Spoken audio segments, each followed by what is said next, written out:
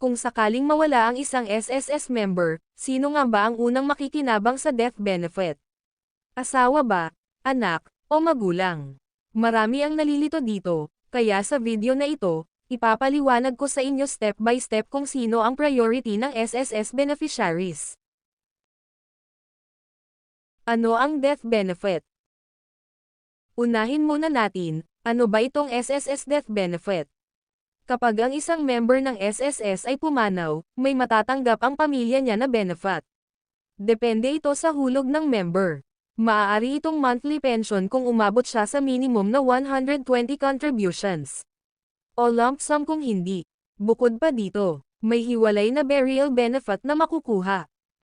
Ngayon, sino ba ang tinatawag na primary beneficiaries? Una dito ang legal na asawa. Ibig sabihin, dapat kasal talaga sa mata ng batas. Kasama rin dito ang mga anak, legitimate, legitimated, legally adopted, at pati illegitimate, basta below 21 years old at unmarried. So kung may asawa at anak ang member, sila ang unang makikinabang. Pero paano kung walang asawa at anak? Diyan naman papasok ang tinatawag na secondary beneficiaries, ang mga magulang ng member. At kung wala na ring magulang, titingnan ng SSS kung may nakalistang designated beneficiary sa record. Kung wala pa rin, mapupunta sa next of kin, gaya ng kapatid. Marami ring nagiging issue dito.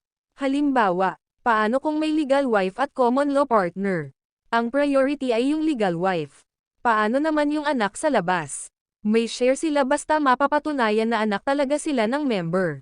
Kaya importante na kompleto ang documents gaya ng marriage certificate, birth certificate ng mga anak, at mga valid ID para mapabilis ang claim. Kaya malinaw, una ang asawa at anak, sumunod ang parents, at kung wala, designated beneficiaries o next of kin. Maraming salamat sa panonood mga ka-journal. Kung nakatulong ang video na ito, huwag kalimutang i-like at i-share. Para mas marami pang matulungan.